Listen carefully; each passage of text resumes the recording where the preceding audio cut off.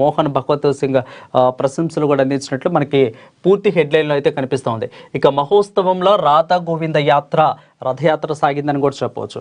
ఇక పూర్తి డీటెయిల్స్లో కానీ మనం ఒకసారి వెళ్ళినట్టయితే బండి పిఆర్ఓను టార్గెట్ చేసిన ఈటెల అయితే అసలు ఏం జరిగింది అనేది ఒకసారి మనం క్లియర్ కట్గా మనం చూసుకున్నట్లయితే కేంద్ర మంత్రి బండి సంజయ్ కుమార్ పిఆర్ఓ సోషల్ మీడియాలో పెట్టిన పోస్టుపై బీజేపీ మల్కాజ్గిరి ఈటెల రాజేంద్ర సంచలన వ్యాఖ్యలు చేశారు. తాను బీజేపీ ఎంపీనని తాను కూడా కొన్ని పోస్టులకు చూస్తానని ప్రశంసించారు. అవగాహన లేకుండా కొంతమంది తనపై కుట్రపూరితంగా పోస్టులు పెడుతున్నారని మండిపడ్డారు.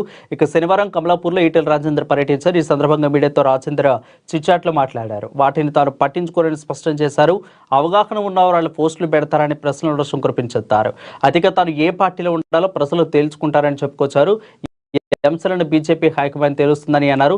సమయము ఇది డిసైడ్ చేస్తుందని అన్నారు. అయితే తనపై ఎవరు ఏం చేస్తున్నారు, ఏం చెప్తున్నారో ప్రజలకు అర్థమవుతుందన్నట్లు కూడా తెలుపుతున్నట్లు సందర్భాన్ని వచ్చినప్పుడు అన్ని చెప్తానంటూ కూడా చెప్పారు. ఇక 2, 3వ విడతలో పంచాయతీ ఎన్నికలు పూర్తయ్యాక ఇటీవల జరిగిన పరిణామాలని తాను చెప్తానంటూ కూడా ఒక బాంబుని బీజేపీ పార్టీలో ఈటెల రాజేంద్ర పీల్చినట్టు కూడా మనందరికి స్పష్టంగా ఇక్కడ అర్థమవుతుంది. అయితే ముఖ్యంగా అటు బీజేపీ పార్టీలో ఉన్న అంతర్గత పోరు వ్యత్యాసాలు ఎప్పటి నుంచో మనందరూ కూడా ఉన్నట్లు మనందరూ కూడా కళ్ళ కట్టినట్లు స్పష్టంగా తెలుస్తోంది. ఇటు పక్క ఏ రాష్ట్రంలో చూసినా కానీ బీజేపీ పార్టీలు అయితే కొంత వ్యక్తుల మధ్య విభేదాలు అనేవి ఎప్పుడు కూడా కనిపిస్తూ ఉన్నాయి. సో ఈ విభేదాల లోపల ఇప్పుడు బండి సంజయ్ అదేవిధంగా ఈటెల రాజేంద్ర వాళ్ళిద్దరు కూడా పోటాపోటీగా వర్షిస్తున్నట్లు కూడా సాగుతున్న అగ్గి మీద గుక్కిరాగి చేసినట్లు వీళ్ళిద్దరు కూడా ఉన్నట్లు కూడా మనకు స్పష్టంగా అర్థమవుతుంది. ఇక ఈవెంట్ మేనేజర్లా రేవంత్ మారినట్లు కూడా అయితే చెప్తున్నారు. అయితే ఎందుకు ఆ మాట అన్నారు అంటే ఈవెంట్ మేనేజర్లా అనే దానికి సీఎం రేవంత్ రెడ్డి రాష్ట్రానికి ముఖ్యమంత్రిలా కాకుండా ఒక ఈవెంట్ మేనేజర్లా వ్యవహరిస్తున్నారని ఎద్దేవా చేశారు.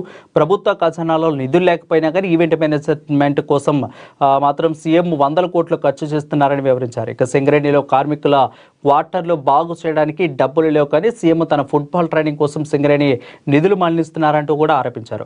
అయితే ఇక్కడ సింగరేణిలో కొంతమంది క్వార్టర్స్ కావాలంటూ కూడా ఎప్పటి నుంచో వాళ్ళు విన్నవించుకున్న పరిస్థితి కనిపిస్తూ ఉంది. అయినా కానీ అవి వినకుండా ఇటు ఈ పక్క ఈవెంట్లు కూడా చేస్తూ ఉన్నారంటూ కూడా మాట్లాడారు. ఇక ప్రజాప్రభుత్వం అని చెప్పుకుంటూ పేదోళ్ళు ఇల్లు కూలుస్తారా లేక పెద్దల ఆస్తులు కాపాడతారా అంటూ కూడా ప్రశ్నించారు.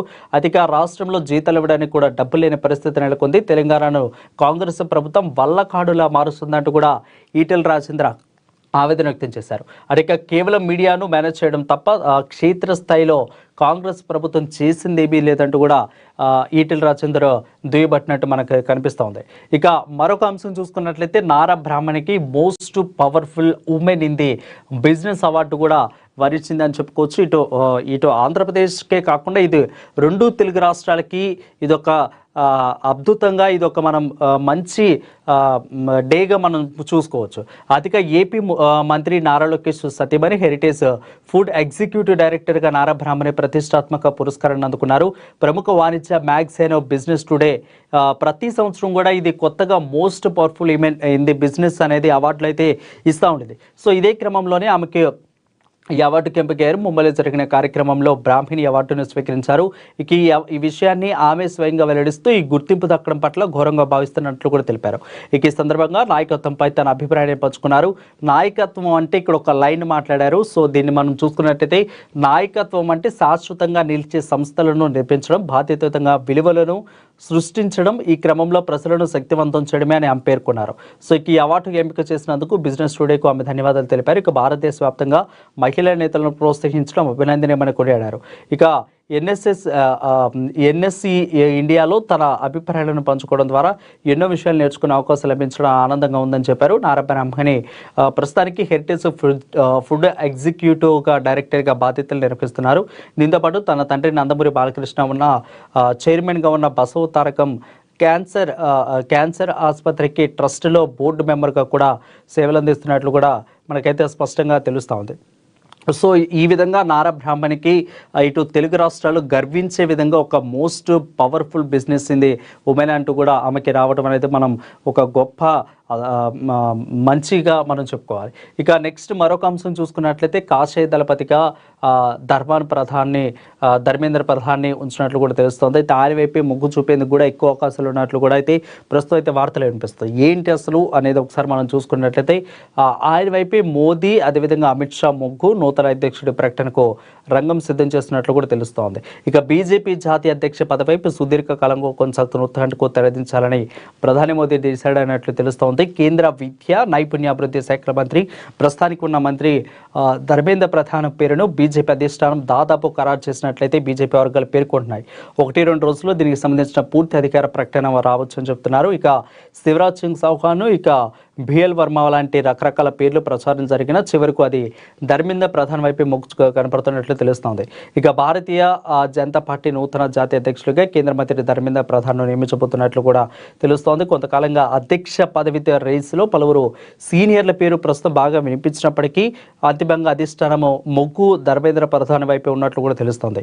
ఇక పార్టీ పార్లమెంటరీ బోర్డు అగ్రనాయకత్వం ఇప్పటికే పలు దఫాలుగా అయితే చర్చలు జరిపినట్లు కూడా తెలుస్తుంది. సో ఇక్కడ ఎందుకు ఎంపిక చేశారు అనేది కూడా ఒక క్లియర్ కట్గా మనం చూసుకున్నట్లయితే ఓబీసీ వర్గాలకు చెందిన బలమైన నాయకుడు కావడం, ఒడిషా వంటి తూర్పు రాష్ట్రాల్లో బీజేపీ విస్తరణకు కూడా ఆయన చేసిన కృషిని గుర్తించడం ఈ పదవిని కట్టబెడుతున్నట్లు విశ్లేషకులు భావిస్తున్నట్లు కూడా తెలుస్తోంది. గతంలో పలు కీలకమైన క్లిష్టమైన రాష్ట్రాల అసెంబ్లీ ఎన్నికలకు కూడా ఇన్ఛార్జీలుగా వ్యవహరించి అక్కడ పార్టీని విజయపథంలో నడిపించిన ట్రబుల్ షూటర్ గానికి పేరుంది కాబట్టి ఇన్ని కూడా ఎంపిక చేసే అవకాశాలు ఎక్కువగా ఉన్నట్లు తెలుస్తుంది. ఇక పరిపాలన దక్షతతో పాటు పార్టీ కార్యకర్తలు మమైకమయ్యే గుణం ఆయనకు అదనపు బలంగా మారే అవకాశాలు కూడా ఎక్కువ ఉన్నట్లు కూడా తెలుస్తోంది. సో ఈ రకంగా బీజేపీ ధర్మేంద్ర ప్రధాన్ కూడా ముందుకు తీసుకెళ్లేందుకు ఆలోచనలు ఉన్నట్లు తెలుస్తుంది. అంటే ఇటు పక్క ఈశాన్య రాష్ట్రాల్లో కూడా ఈ యొక్క పేరు బలంగా వినిపించేందుకు కూడా అవకాశాలు ఎక్కువగా ఉన్నాయి. అంటే ఇక బీజేపీ ఏ విధంగా ఒక పక్క ప్రిపేర్ ప్లాన్తో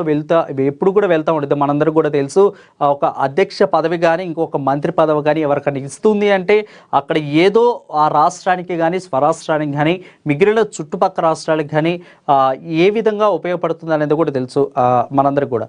సో ఇటు పక్క ప్రతిపక్షాలు ప్రజెంట్ ఆరోపిస్తున్నట్టు వందే మాత్రం 150 సంవత్సరాలకి ఇటు బెంగాల్లో రాజకీయాలకి ఏ విధంగా అయితే సింక్ అవుతుందో బండి రవీంద్రనాథ్కి, అదేవిధంగా ఇటు పక్క వందే భారత్కి, ఇటు పక్క బెంగాల్ రాజకీయాలకి మొన్న పార్లమెంట్లో జరిగిన చర్చలకి ఏ విధంగా అయితే సింక్ అవుతా ఉన్నాయో ఇటు పక్క ఒక రాష్ట్రానికి